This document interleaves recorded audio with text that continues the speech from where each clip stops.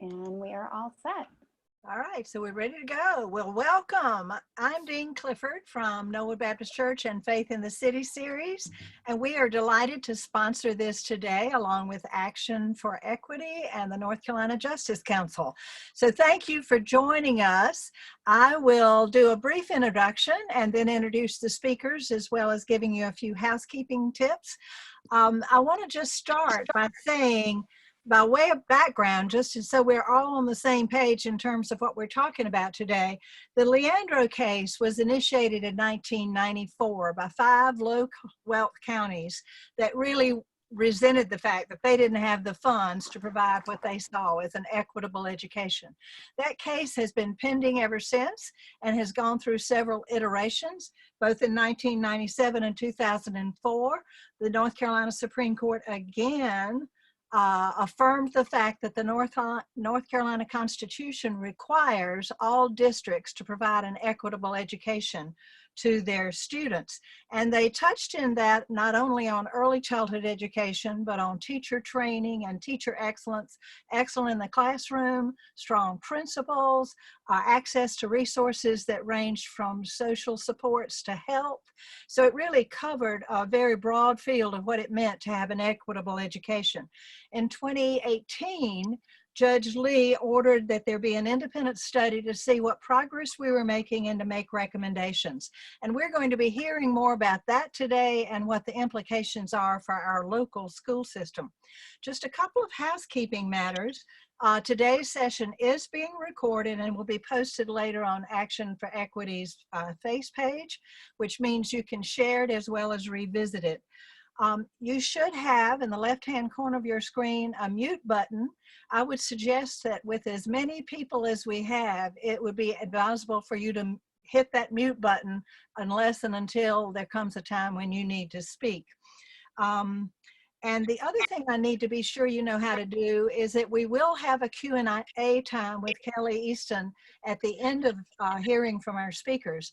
So as you think of questions that you want to ask, if you will go to your chat button and hit that, you should see a screen on the right-hand side that lets you identify the person to whom you want to address your question, and you will just highlight Kelly's name and then type in your question and hit enter. And that should put your question in her file so that she can make sure the question is addressed. Now, I'm not the most tech-savvy person on the world, so if I've missed something there, I hope you can figure it out, but I believe that's what you need to do. Let me briefly introduce our speakers, and they will be coming in this order of appearance, and I won't readdress that. They each have a strict time limit, so we can make this not go too long. We'll try to keep it to about an hour and 15 minutes and respect your time. Our first speaker will be Dr. Hairston, who is the superintendent of the Winston-Salem Forsyth County Schools. She has had extensive experience ranging from the classroom to a variety of administration positions in Virginia, North Carolina, Georgia. We are delighted to have her. She will be speaking particularly, I think, to some of the recommendations for strong principles. Our second speaker will be Dr. Ed Bell, Professor Emeritus in Education from Winston-Salem State, with more than 40 years of administrative and faculty experience. We will then hear from Paula Wilkins, who is an experienced and excellent school principal. She'll be talking particularly about the pre-K issue. We will hear from Matt Ellinwood, who will have the longest period of time to try to help us understand exactly what the recommendations are of the study and how they apply to our own school system. And then finally, Kelly Easton, who is the president of Action for Equity and the CEO of Easton Reed Group, will be handling our Q&A session and talking briefly about next steps. And then I'll close. So that's my introduction. So I think we are ready to go. Dr. Hairston, your turn. Yes, and thank you for this opportunity just to speak for a few moments. And the bulk of this conversation, majority of the meaningful dialogue is later in the program, of course. And so I just wanted to emphasize, I served as a principal for 17 years, and I can honestly say that having served as an elementary, middle, and high school principal, I truly understand the importance of the work of the principalship at all levels. Strong principals make for strong schools and strong communities because we know that teachers will rise to the level of leadership expectations. At the same time, as superintendent, what I realize is that those principals need support. Principals cannot do it alone. And so we as a district and as a community must get behind our principals and support their initiatives. I do believe that over the years, accountability measures and metrics have demonstrated some of the inequities that exist in public education in general. And I'm excited that we as a district have addressed or have started to address, we've only started to address by hiring an equity officer and having our first equity policy. But if you really look back at our history, we've had a focus on equity for many, many years. In fact, the board policy at one time dictated that an equity report be given to the board every single month from the 90s forward. So this has been a topic of discussion in our district for many, many years. We have emerged with an equity officer and policy, thanks to many of you who have pushed and supported, and we look forward to moving forward. But I do believe in leadership, the power of leadership, the power of the principal to make for a great school for children, and their work to remove barriers so that children have access to high quality education. So thank you for allowing me to participate today.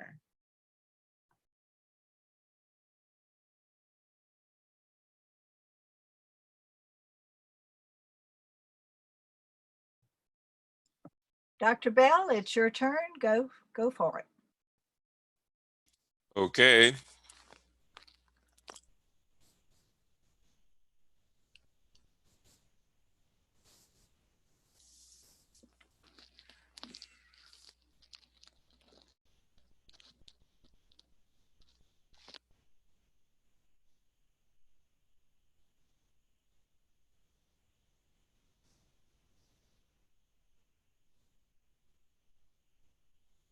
Dr. Bell, we can see your screen, so you can start whenever you're ready.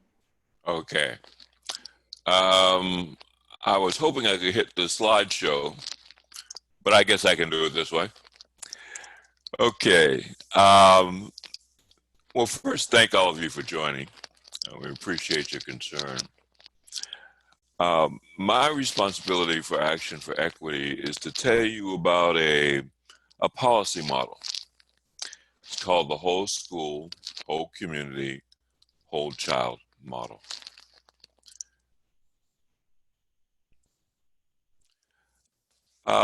It's an ecological model. It integrates health, education, and the child is the center of the model, and the school is the vehicle through which various stakeholders collaboratively share their resources to optimize the development of the child. Now, this model was developed by the Centers for Disease Control and Prevention and the Association for Curriculum Development in 2014. And for those of you with a background in education, you really can see it goes back to Dewey's basic concern about child-centered education. This model, in fact, has been adopted by the North Carolina Department of Public Instruction. But of course, it's never been funded. Now, I'm going to give a short summary around 4 questions. What is the model? How does it improve learning and healing? How can schools use the model? And what roles do families and community agencies play in the approach? Now, since it's a quick review, I put hyperlinks in the presentation that you can look at later that will give you more detailed information. Okay, the model is student-centered. It involves the role of the community in supporting the school and the connections between the academic achievement and the importance of evidence-based school policies and practices.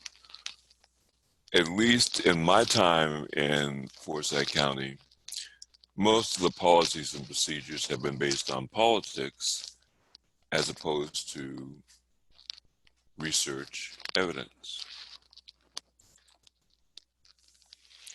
Now, the model meets the need for a greater emphasis on the psychosocial and physical environment, as well as increasing community agencies and families' involvement in improving health behaviors and development.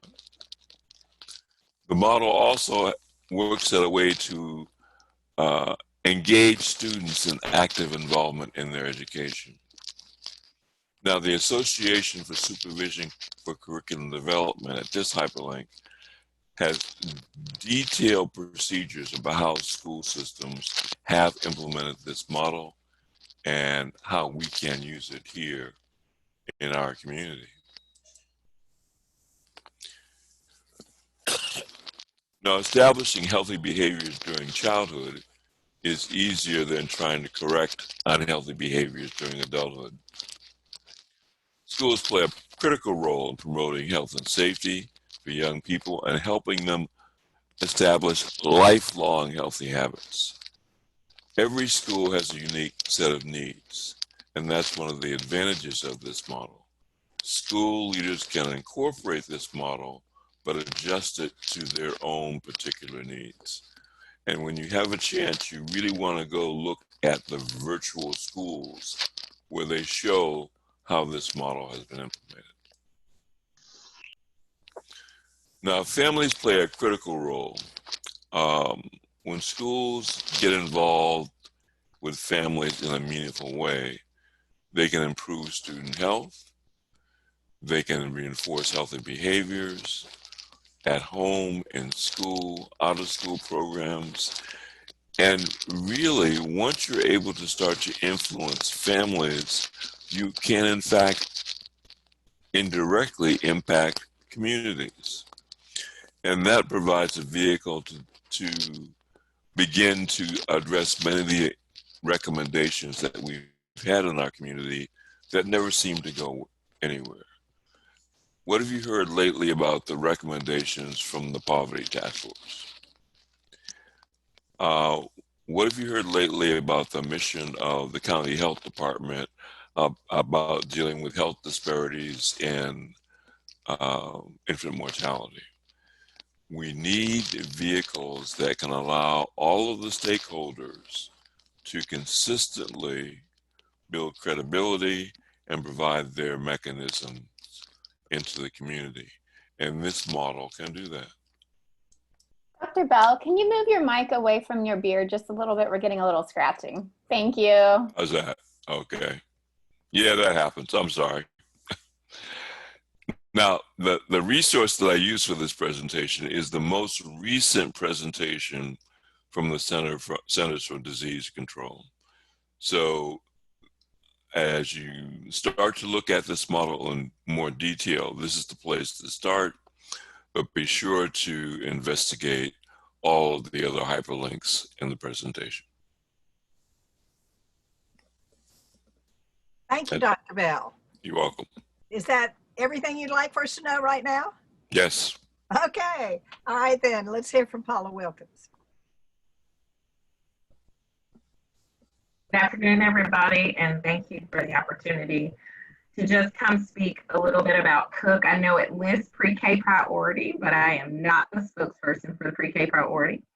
I am very passionate as a school leader about pre-K and helping us to better serve our smallest young minds. I mean, we think about school and we think about our goals to educate students and help them to read.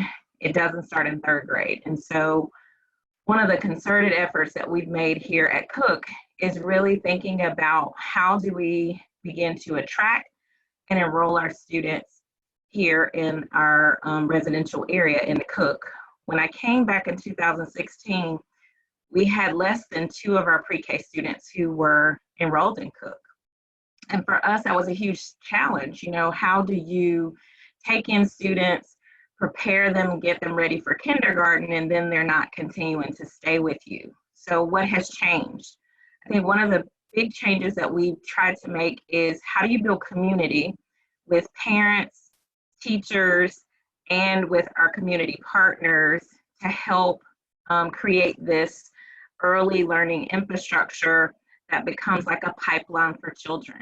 And so I'm really excited to say now going into year 3, we had over 24 of 36 slots that are now enrolling in our pre-K program here at Cook. So what do I think is, I would say maybe not magic sauce, but what are the key ingredients to make that happen? I think one is helping our teachers see you are our first advocates for the school. And so that means when children enroll in our program, our goal is to see them as future students, and you are our first spokespersons for that. So how do you speak about the school? How do we provide opportunities to share what learning looks like in kindergarten classrooms and first grade classrooms? What does the environment feel like? So those were some huge steps that we took initially, and I really think as we think about our pre-K families now, when we ask them what's so great about Cook, we always hear family, connection, you're invested, we're important. You know, our children's learning is a priority. And so when we think about those skills in pre-K, like teaching students social skills, helping them to interact with one another, also the building blocks that help them prepare for basic foundational phonemic awareness, you know, we have to build those here first. And so then the second part of that is, what do we think about parental engagement? And so one of the things that we had to increase are what are the number of parent-child activities that we host at the school level. And so thinking about how many times can we get parents intentionally engaged with children that we can help to promote some of those precursor skills that we want to support them with learning for their students at home. It has been really, really important during COVID-19 to know whether that's the posting of read alouds that our pre-K teachers are doing, or the mini lessons that they're doing one-on-one or with the parent, with the student. That has become very instrumental in helping us to both engage families and to create connection for learning for our students. I think another point that has been really important is how do we connect with our community partners? So in order to see kind of what is the need and where are the families in our residential area, we partnered with the Housing Authority the past 3 years to help us disseminate information and to connect when we were doing neighborhood visits so that we could begin to get residents to the events that we were hosting to advertise about, whether it's pre-K or kindergarten. So I think all of those have been instrumental in helping us to both grow our pre-K population and to create this focus of learning for both community partners and with parents as partners for us to help push our early learning as a focus here at Cook. So I'll just give that as a precursor, and if there are other specific questions, happy to entertain those. Thank you. Thank you, Paula. Appreciate that. And don't forget to send your questions to Kelly and or to the speaker. Okay, Matt, you're next. And I think you have quite a lengthy presentation for us about the Leandro case. Yes, thank you. And is it coming up there, right? Hopefully. It looks good. You're ready to Okay. go. Thank you. Yeah, I think don't take the length of my presentation as any more value than anyone else's. I think I just had the most slides, but I think what's in Leandro really does connect a lot with what folks have talked about and to the crisis in general that we're in right now, because of all of the wonderful programs and important work that's being done at the local level. Requires funding to do it. And a few folks mentioned that that's been a major barrier to adopting some of these research-based ideas that we all agree would be really important for our kids to have access to. So Leandro is really about access to those resources. That could involve funding, and it's a lot about the quality of teachers and principals as well. Those are sort of the main elements, and Dean Clifford did a really good job with the intro there of the history of the case, but I'll walk through that a little. And just quickly to connect it to the pandemic, I mean, everything I'm going to talk about here about funding shortfalls and things leading up over the last decade is before the current crisis began. So there's a really clear connection between, I think, some of the inequities and shortfalls of our system that have been laid bare by the current crisis that are really, these are trends that have been going on for many, many years. I'm going to highlight a lot of what's happened over the last decade because that's where we've really kind of backtracked on some of the progress that had been happening before that.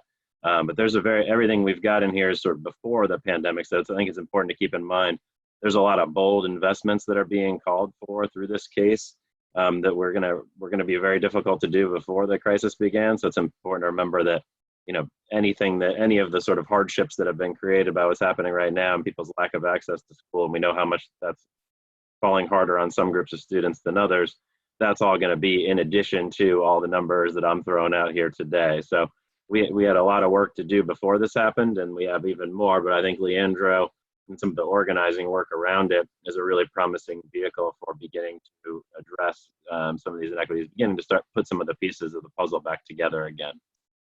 So this is a little bit of the history that Dean Clifford went through. Leandro is a lawsuit that was filed in 1994 by 5 Lowell school districts. The Supreme Court created this standard in 1997 that students have a constitutional right to an opportunity to receive a sound basic education. And just even to back up one more step, a lot of people, we think of our right to have a public education as something that's guaranteed. It isn't in the US Constitution. There's actually been a US Supreme Court case specifically saying there is no federal right to education. So your educational rights live primarily in your state constitutions. And every state has some provision for that. And they all have different sort of levels that are required as a result of how strong their constitutional language is. It's different from state to state. In North Carolina, the language that came out was that students have a constitutional right to an opportunity to a sound basic education. I would note that the actual Constitution's language, it says the General Assembly shall provide a general and uniform system of public schools, and it says they'll be open for 9 months out of the year. But at the end, it says, wherein equal educational opportunities shall be provided for all. That's very strong language to me that really has never been given its full meaning by the court. Equal educational opportunities means equal educational opportunities, and there's sort of no way around that.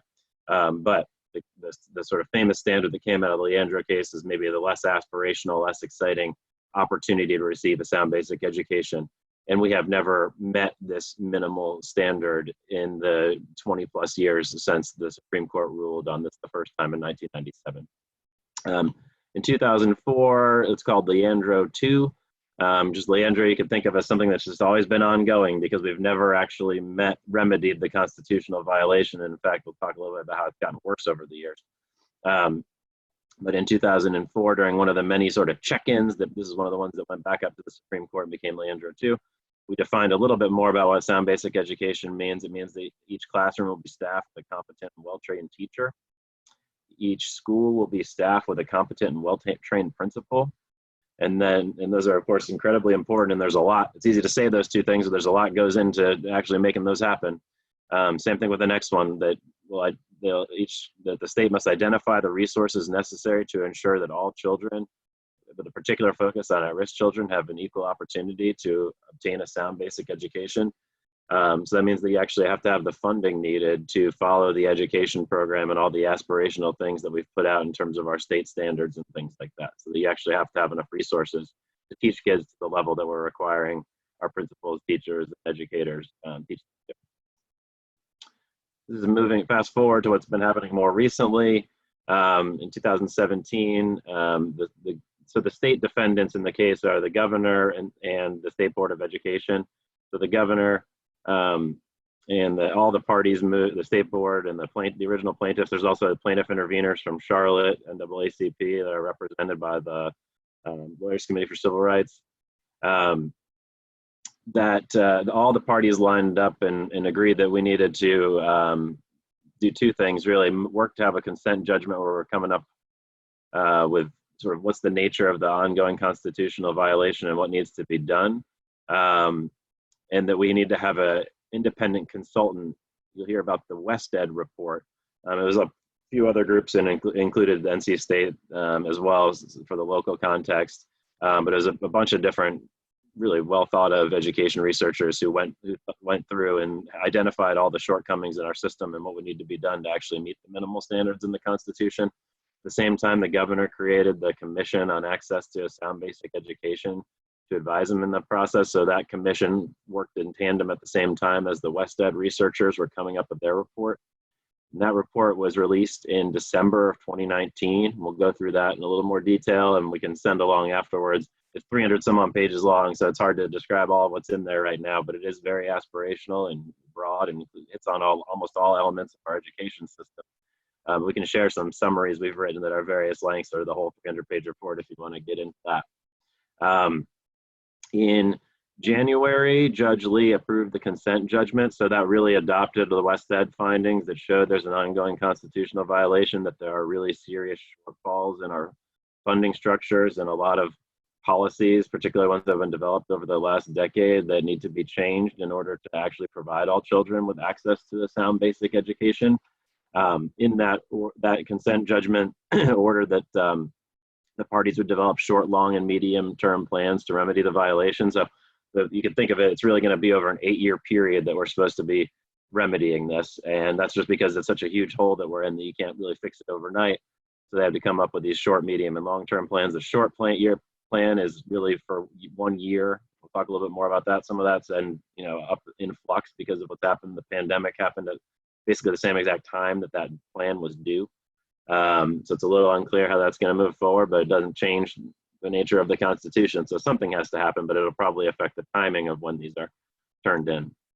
So the case is very complex. It's been going on forever. But in the end, the meaning is really pretty straightforward. It's the state that has the responsibility to provide every child with access to a sound basic education. And the state has continued to not meet that minimal standard. So a lot of us, we tend to hold our own teachers and principals and districts, schools most accountable for what's happening with our child's education, but the ultimate constitutional responsibility for ensuring that every child has access to a sound basic education, that falls on the state. And there have actually been cases trying to bring these, again, the Leandro claims against local districts, and they basically said, no, you have to bring them against the state. So it's very clear in North Carolina, because of our strong constitutional language, that the state is ultimately responsible for this. So here's what the state's role is in education funding. And again, this is important because we heard a lot from folks earlier about some of the really innovative things that are being done in Winston, the importance of pre-K programs, some of these community schools models. But the funding for that is provided majority by the state. So in North Carolina, because of our strong constitutional language, you could see these numbers be flipped in the Northeast, where more of the money's coming locally. But in North Carolina, 65% of per pupil expenditures comes from the state level, 24% locally, 10% federal, or 11% federal. That's about the same across different states. So we really do have one that relies more heavily on the state, and that's partially because of our history. We've always had sort of lower income areas in the rural areas, particularly where, in times like the Great Depression, where they really wouldn't have even been able to have schools that were operating without a really big state role in funding them. And that's been sort of reaffirmed over the years, that the state can also play this role of making sure that funding is equitable. So that way there are huge wealth disparities across districts. Some are able to provide a lot more local funding. The state can play a role of ensuring some level of equity, that students are getting similar levels of opportunity from district to district, at least in theory. So over the past decade, we've moved even further away from meeting the constitutional standard. So here's a few sort of select measures. You can see things weren't really great before 09 either, although we're moving in the right direction and saw a lot of gains on things like the National Assessment for Educational Progress, which is a way of comparing your state educational performance to other states and comparing it over time. In 08-09, we were about 12% below the national average in teacher pay, and now we're about 14%. We also have had, probably the bigger problem is that our teacher pay is among the least competitive in the nation in terms of how teacher salary, because it's hard to compare state to states that way, just because there's so many different income variables and things, trying to compare New York to Mississippi and those types of things. But comparing teacher pay to other jobs in North Carolina with similar levels of education and experience, North Carolina ranks 45th in terms of teacher salary competitiveness, with teachers earning about 27% less than their peers in other professions. So you'll see, we hear a lot about teachers going to other states. We also have a lot of issues with teacher turnover because of teachers going to other professions. Similar numbers it's actually really worse on per pupil expenditure, because teacher pay has gotten a lot of attention, and rightfully so. We've invested in that somewhat, or at least get rid of some of the hole that we've been in. So it's a little closer where we were before in 2008, but in per pupil expenditure, that gap has really grown, where we were about 17% less than the national average in 2008, 2009. Now we're about 30% from the national average. So those are the things that can really impact a lot of the classroom resources that you'll see beyond teachers. So that's a very huge gap. Our state funding effort is another way to look at it. It's sort of a weird looking graph, but this is the percentage of the state GDP, gross domestic product, that is spent on school funding. So how much of your state's wealth are you investing in the education system?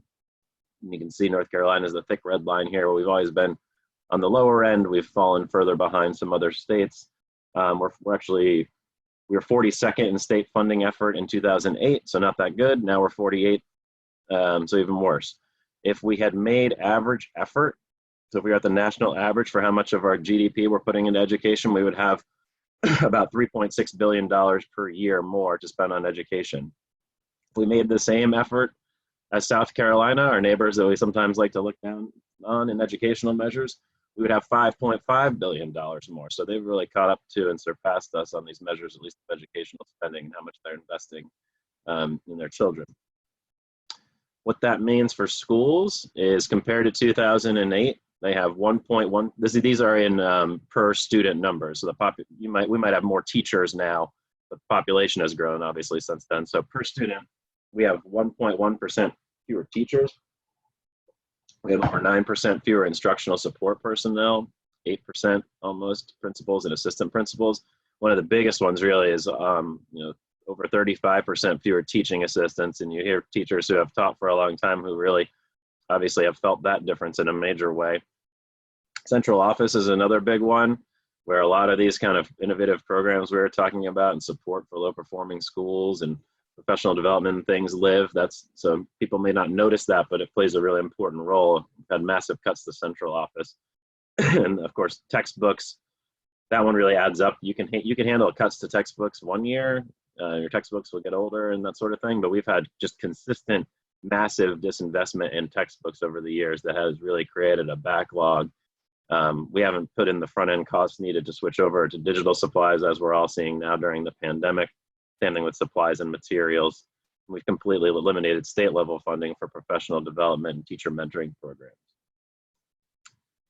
So what that's meant for student achievement, and we have longer reports on this that we can share, is that we've really stagnated on progress on our end of grade test scores, on our NAEP results that I mentioned earlier. There's a lot of different measures you can look at, but we really have kind of tabled off, and in some cases gotten worse on these.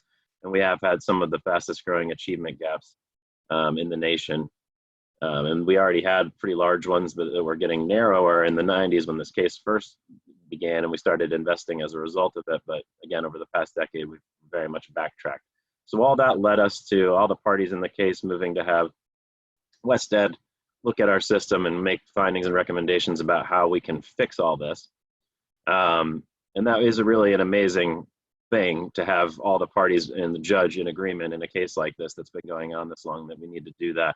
Very few states have these types of studies that are done. It's very unlikely that the legislature is going to say, hey, let's fund a study of our own inadequacies in our funding structures. It's not going to happen. So we're very lucky to have this through the court case. A lot of states are working really hard to try to get some similar level of detail in the costing out study with these kind of recommendations, and we have that. So we have a really great framework advocates can rally around and the policymakers can use to try to come up with ways to fix some of these problems that we just described.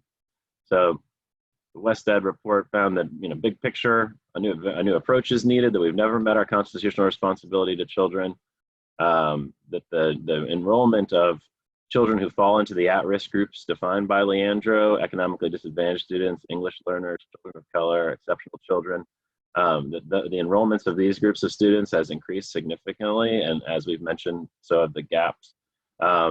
And these groups have grown, but per pupil expenditures have declined, and it can be more, more resources are needed to provide an equitable level of education for students who face some of these educational barriers.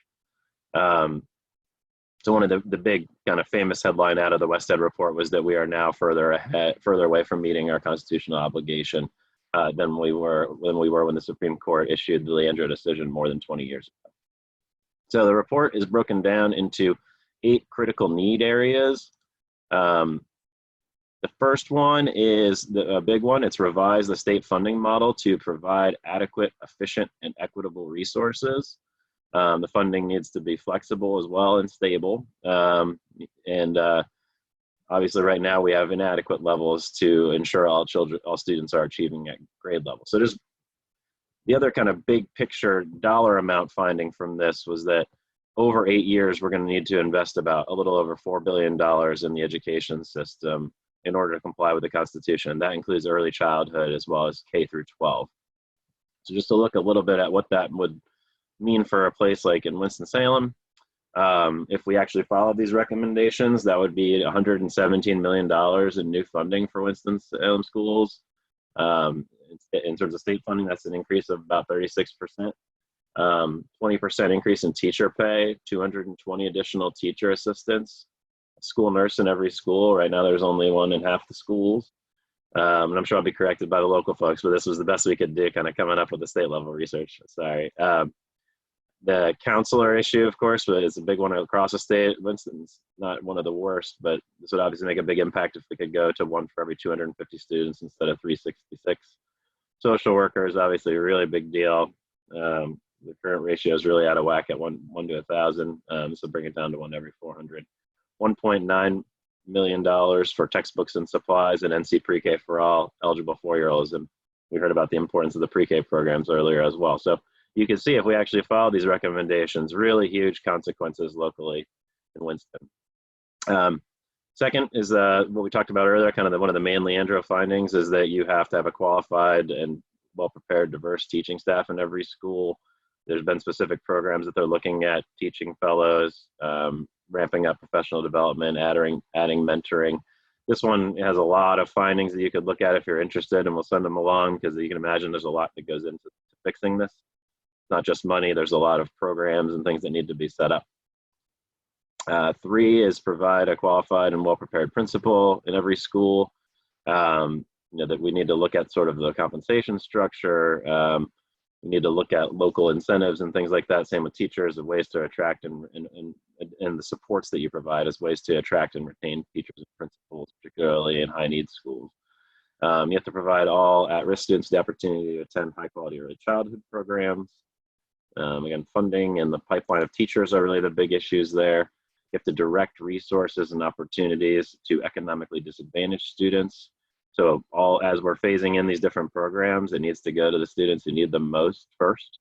Certainly we're seeing these inequities being laid bare right now, where there are children who have trouble accessing wireless, who have trouble accessing any kind of instruction while they're away, live in communities that don't have broadband and things like that, have parents who have trouble to teach them at home, struggle to teach them at home. So at any rate, there's a lot that needs to go into directing those resources most to economically disadvantaged students.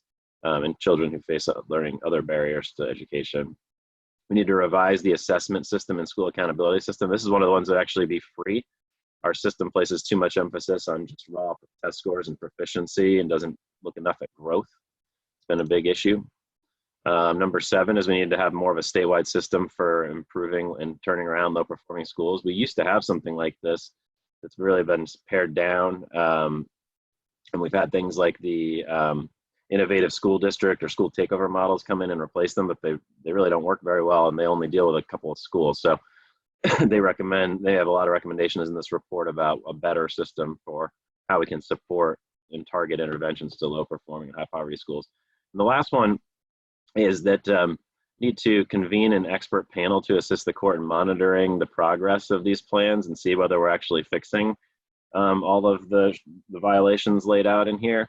And that's something really important to us at the Justice Center, that these types of oversight bodies have never included representation from adversely impacted communities, people who actually work with kids and see if what we're doing is working. And so those folks really do need to be on the monitoring body that is created, and that'll be decided in the coming months.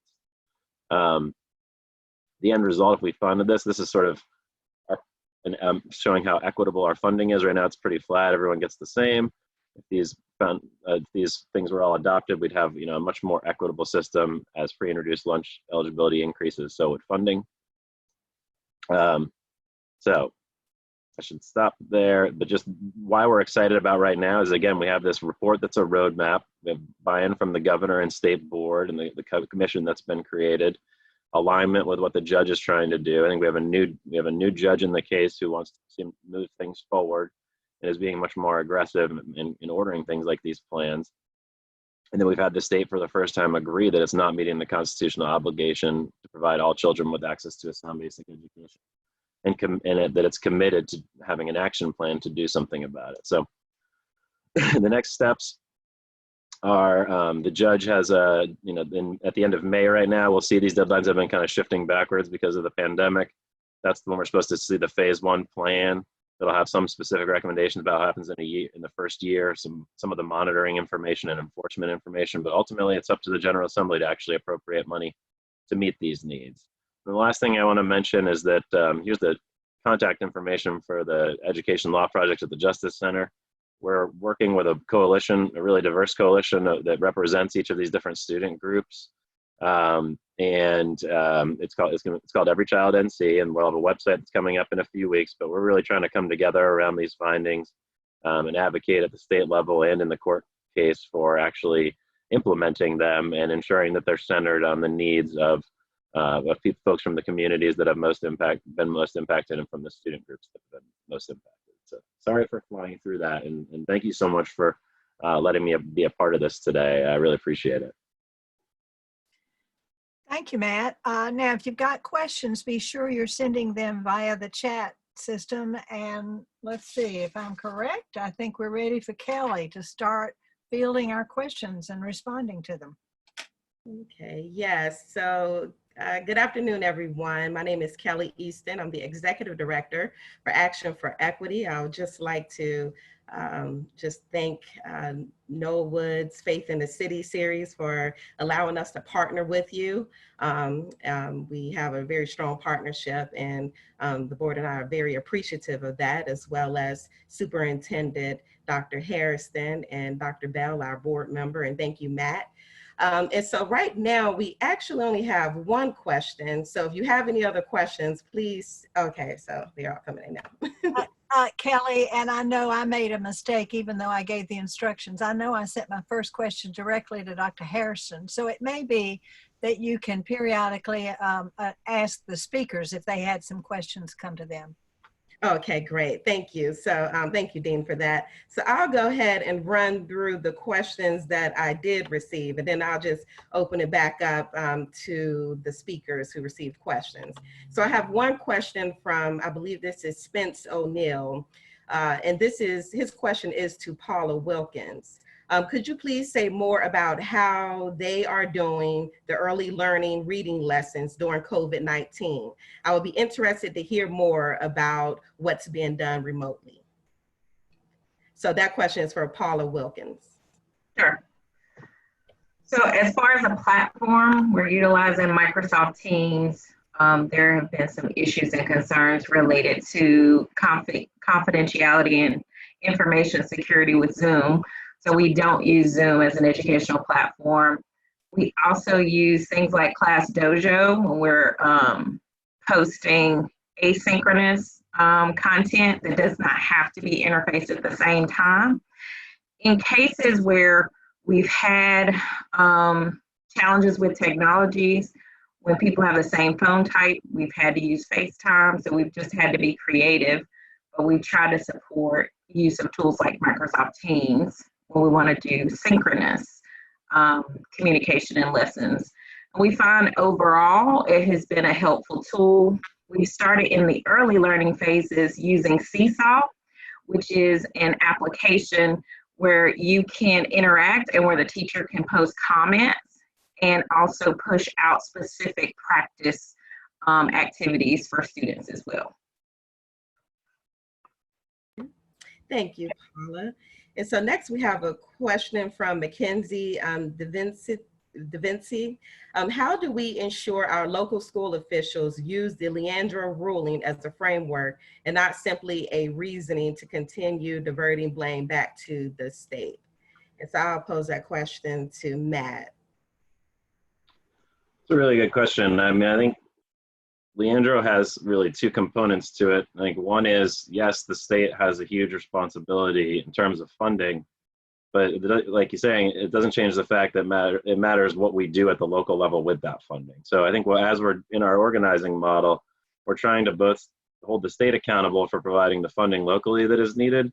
But we're trying to organize folks locally around these findings as well to say, because how you do it in each district is going to matter. And I'm sure I don't have to tell the people in Winston-Salem that, but how you break up the funding within your district and how you choose to allocate those resources is going to be just as important, because most of this is going to require that the funding be sent to districts in different ways. So Leandro is really not going to do much to address how it's spent within districts. You know, it'll still allocate more funding for students with disabilities, English learners, and low-income children. But it still really is up to local advocates to sort of stay on their local boards and things the way they normally would about where this money would best be spent. They always try to leave some level of flexibility in all this to tailor the educational system to the educational program to the needs of the kids locally. So, you know, because there's going to be that flexibility how the funding's used, that flexibility could be used well or not. And so I agree that it can't all be deflected. At the same time, when you look at that 65% of the funding coming from the state level, that's obviously a huge amount of the responsibility, and that responsibility has been really abdicated by the state throughout the entire history of Leandro, but particularly the past decade. So to me, it's kind of like step one, the state needs to provide the funding. We need to get that baseline in there. Step two is holding your local district accountable for how that funding is used. Thank you, Matt. And I'll just add, so we do know that, well, two things, well, a few quick things. First of all, Action for Equity, we are part of the statewide coalition in partnership with the North Carolina Justice Center. We did a superintendent forum earlier this year in January, and I invite everyone to go take a look at that if you weren't able to join us, to hear from those candidates who are running for North Carolina State Superintendent. So we are a part of that coalition. We'll share more information during our virtual town hall about how everyone can just come in partnership as we continue to fight at a state level. However, we do know that locally there are important coalitions such as Priority Pre-K, that the main focus there is to look to see what can be done here locally. So we need to continue to just make sure that we are staying abreast of the work that's being done here locally. We know that I always stress the importance of understanding that these things are a long haul. So there's a long game, keeping that in mind. However, that doesn't mean that we wait for the things that we can do now. And so next I have. Excuse me, Miss Easton. Oh, yes, Dr. Bell. I'd like to respond to your question. Yeah. I understand the failure of the state to meet its financial obligation. But our local communities also have the obligation to be more collaborative, to work harder, and work smarter. We waste a lot of resources because people stay in their own little silo, don't talk to each other, don't use their resources efficiently. We have an obligation to do better, as well as the state of North Carolina. Thank you, Dr. Bell, and I certainly agree. And so next we have a question from, I believe a question was sent from Dr. Willette Nash to you, Matt, if you could answer her question.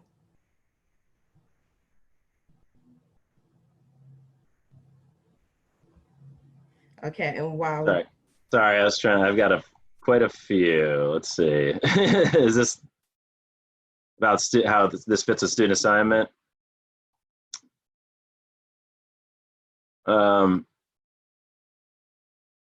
So, I'll admit I don't fully know what's going on with student assignment changes in your area, and I think that is a good question, though, of how, you know, a lot of districts are going through different school assignment changes either because they're shrinking or because they're growing, or they've had a bond recently that has created new schools and caused some movement between them? That's a really important question, I think, that, obviously not something that it's not something I work on a ton at the state level, although they can cause issues there as well. But that's another, I think, baseline thing of having a healthy school system. You have to have adequate funding, but you also have to have a school assignment plan that promotes integration, in my opinion, that ensures that we don't have schools with high concentrations of poverty in places that really lack resources. So, I think that's one of the really important things you can be working on, that you need to be working on locally, because as much as, funding is coming in from the state, if you don't have some of those other prerequisites of a healthy system in terms of, the other thing Leandro doesn't address is the facilities question.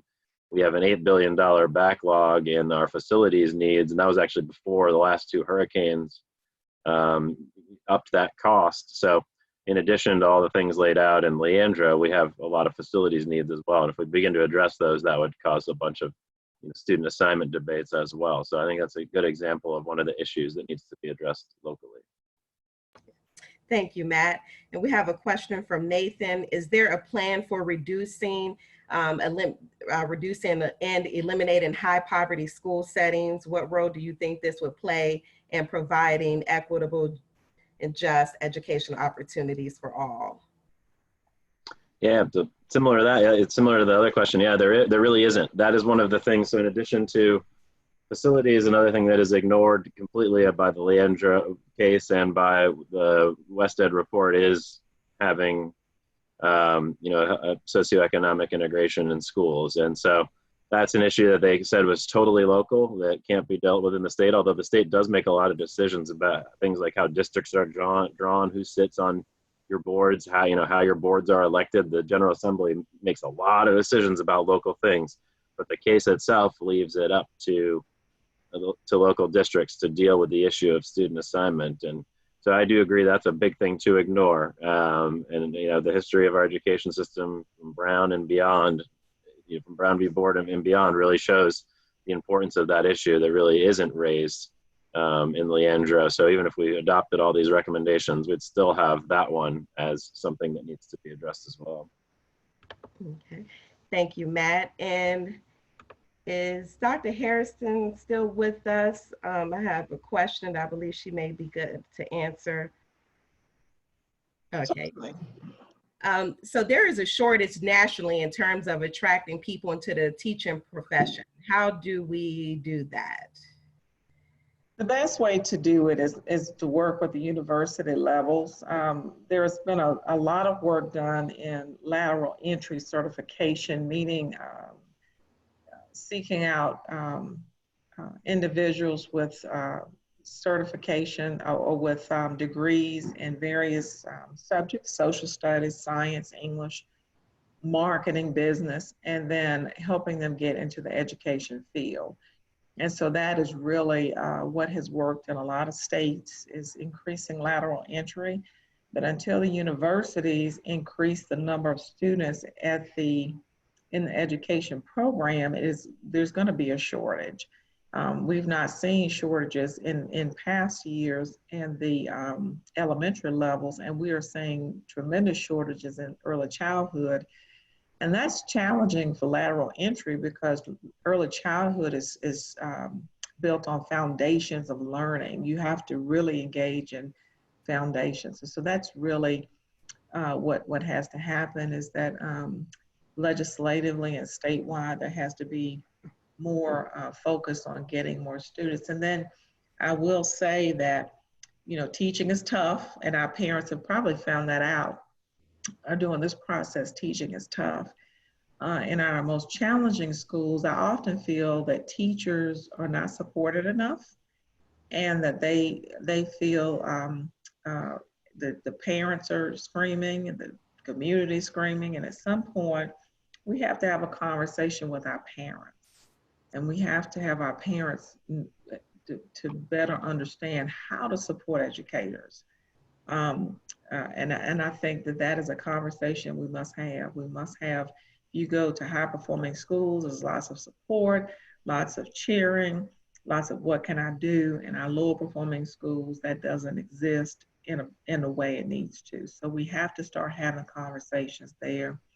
And then I do have to get off for another call, but thank you for this opportunity. And someone asked me, you know, what deficits have been created by this loss of face-to-face time. For 85% of our children, they're online. They are engaging in instruction just as we are engaging each other now. They are continuing their lessons and they are learning. For 15% of our children, and mostly in our schools that are underperforming, children have not logged on. They're not completing their packs of work. And so we will need to create some opportunities for children to catch up in the fall through Saturday school, after school, intersessions. There's definitely going to have to be some time built in next year to compact what they should be learning and catch them up, including summer school. So that's where we are right now. Okay, Harrison, a quick question. I know we've heard a lot about federal funding for some things, Yes. and there's been federal funding for Head Start to have summer program. Is there any federal funding that would let you have a summer program for those 15% of the children? There are federal dollars. This summer, we're not sure about face-to-face. It will be challenging. The same children who are not logging on are the children who need to be in summer school. And there's probably going to be a limited face-to-face opportunity. So that's not going to help them this summer. But what may help is if we do some intersession Saturday schools and maybe summer school next year. Okay? But thank you all so much. All right, thank you. Okay, we have a question here. What coalitions are working together in Winston-Salem to ensure our children are getting equitable education? There's Forsyth Family Services, Pre-K, DSS, Winston-Salem, Forsyth County Schools. I believe it says A4E. And et cetera. How can people get involved locally? So I guess we'll hit the first one, Family Services, Pre-K. Yes, Dean or Paula, do you want to answer that question? Paula, you want to, let's see, you want to take it, or there is Bob's on this call too, and he should be able to speak on the family services. And I saw Bob Bikema. I don't feel comfortable speaking for family services. That's all right. I'm present. Okay, Bob, go ahead, please. Can you hear me? Okay. Yes, we've been working with a coalition of about 20 different organizations to continue to really make pre-K a priority at the local level. We are looking to get some local investment in that through our county commissioners. The group has put together a plan to really get us on the track. Not that we don't have the foundation for a system right now. We do have programs in the schools, at Head Start, and community child care centers, the North Carolina Pre-K program. But as anyone who's in the system knows, it is fragmented. It has a lot of different eligibility requirements, different standards. And so one of the things we really want to do is that if we're going to build a system, we better build it right. We better have a solid foundation of what constitutes high quality. And that's really what all of the members of the pre-K priority, which covers this gamut. I mean, it's representatives of the school district, private child care centers, Smart Start of Forsyth County, Child Care Resource Center, Imprints Cares, the KP Reynolds Charitable Trust has been such a strong supporter of the effort over the years. We are all combined and united in saying that we really need a solid local investment to bring us all together with a consistent level of high quality standards upon which we can build our system with local dollars, but also, getting back to Leandro, looking to the state to exercise their responsibility to give all children a quality education in our state. So the buck finally stops at the state level, but I think we at the local level can come together to really make the case and to show how we're capable of implementing a high quality system. And Bob, if somebody wants to join the task force working on this, should they contact you? They can contact me or Leslie Mullinex, who is also in on this call. Leslie can be reached at L Mullinex, M-U-L-L-I-N-I-X. That's MULLINIX at familyservicesforsyth.org. And Leslie will be quite ready to respond and invites people to kind of join our effort. Thank you. Okay, so next, let's see, is the the whole school model, anything the NCDPI is giving funding or has incorporated into how they set up curriculum guidelines. Are they doing anything to support districts in setting this up? So Dr. Bell. No. Okay. Okay. I have. Hey, Frankie. Seen Dean Clifford in 30 minutes. Okay, so next I have a question. I have two questions here that I believe we can follow up with answers for them, because none of our speakers who are on now are able to answer them, but I'm gonna go ahead and put them out there, and we will try to get answers for them. So the first one is, I have a concern about actual location of the new Brunson Elementary School. And so there's some concerns about that. So we will follow up to try to get some information at our virtual town hall, which I'll speak about. And then the other one is, was posed to everyone, what is the state of the tutoring program at Union Baptist? So we can, some of these questions that deals with local programming where we do not have anyone on to answer them, we will we'll try to get answers for you and post them or share them through email. And if we're not able to do it then we will be sure to address them at our virtual town hall, which I will go ahead and move to just share a few announcements. So I did mention previously that we are in partnership as part of the coalition with North Carolina Justice Center to work to make sure that that we're doing what we need to do here in Winston-Salem, Forsyth County around the Leandro case. And so we will, if you haven't already, please join our Facebook group in our page, and as well as go to our website and fill out a form there so you can just remain in the know. But then also we have an upcoming event. It's our second annual Action for Equity Town Hall, which will be taking place on May 19th from 6:30 to 8:30 right here on Zoom, when we're doing this in partnership with the Forsyth County Association of Educators, which we are very happy to have them as a partner. And the presenters for this event, we're going to have our very own Representative Evelyn Terry, who's going to provide some opening remarks. She is a fierce advocate around education. We'll also have our chair, our board, our school district's Board of Education chair, Melisha Woodbury, will be joining us, taking questions. And then we'll also have Representative Ashton Clemens, who's part of the North Carolina Education Task Force.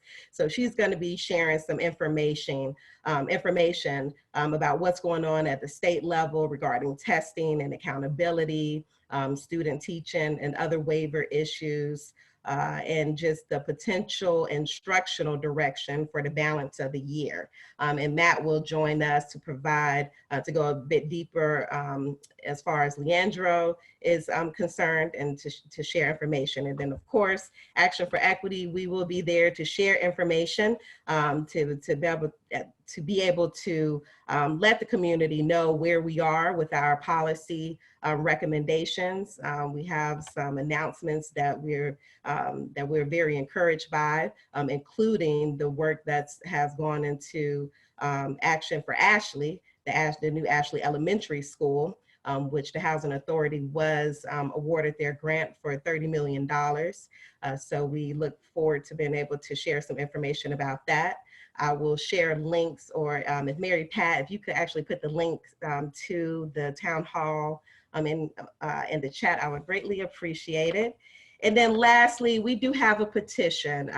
Earlier, you heard from Dr. Bell when he shared information about the whole school, whole community, whole child policy. That is a policy recommendation that we have added to our policy agenda. And due to COVID-19, we've seen that the disparities that have existed previously, which we were already in a crisis mode, have been exacerbated. And so now we have sat back and observed and just took a look at the work that we do to figure out what is the best way for us to respond. And so we are fighting for culturally relative, trauma-related, and whole child community care in response to COVID-19. And you can find more information on our site. And Mary Pat, if you could also include that link, I would appreciate it. If you can't get to it, I'll be sure to post it.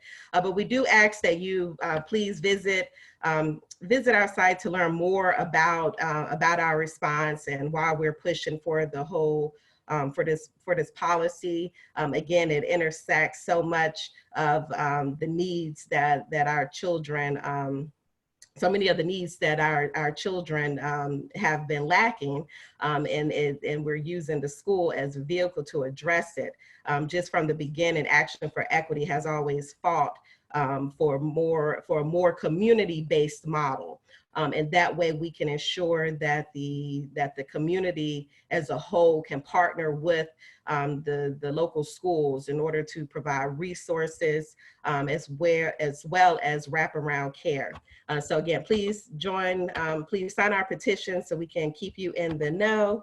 And that is all that I have. So now I'll turn it over to Dean. Well, I want to thank everybody for participating. As you might guess, this is something of an experiment, and I really want to thank Katie for her technological support to all of us in making this possible. It's been amazing for some of us, especially those of us at the older end of the spectrum, to see just how well technology can work in the absence of FaceTime together, personal contact. I want to say a word or two to close, which is that I believe in this country, as well as this state, we don't have a genuine culture of education. We like to talk about it, but we have never put our money where our mouth is, nor have we put our time or our energy. I was very aware in the very first early days of Smart Start that when we asked early childhood teachers what they needed from Smart Start, of course they talked about how low their pay was, but their second request was, we want respect. We want people to understand that the role that we and other teachers play is the most important role, perhaps next to parenting, that exists in our culture. And so I think for every one of us participating in this Zoom conversation today, part of what we can do is be spokespersons, advocates to say, teaching is really important. Now that may be, we have both a challenge and a silver lining opportunity, I think, that has come with the pandemic. The challenge is going to be the shortage of funds and all the catch-up work that needs to occur and the gaps that have been exacerbated. But the silver lining is, boy, have I seen letter after letter to the editor, article after article, where parents are saying, gee, I didn't know teaching was so hard. I can't imagine how teachers do it all. Now, this is our opportunity. We really need to jump on that bandwagon and say, if you think teaching is hard, then start showing your respect for it, start demanding that they get paid and compensated in other ways appropriately. Now, obviously, if their pay goes up, we need to expect more too. But, you know, we need to say, if we want a truly excellent educational system, we need to make it one of our top priorities and most respected professions. The countries that are doing well in educational outcomes have teachers that are very well educated, very well trained, very well compensated, and also get lots of support from their community and their nation. So that's our task, is to make that happen. The last thing I'll say, other than saying thank you for being willing to participate, is to say, don't forget, we are counting on being able to resume our monthly series, Faith in the City. We will continue focusing on equity in education all next year, and that will resume in October on the first Tuesday of every month at noon at Knollwood. So please plan to come and help us keep pushing this boulder up the hill so that we can make our educational system the best there is for every single child. So thanks again. Stay safe. Take good care of all those kiddos out there. And we'll look forward to seeing you again at one of the future meetings. Thank you again to Action for Equity and to the North Carolina Justice Council for making this possible. Have a good day, everybody. You're welcome. Thank you. Do the same. Kelly, can you stay on for a second with me? Yes, Okay. Sharon. Hey, so I'm planning to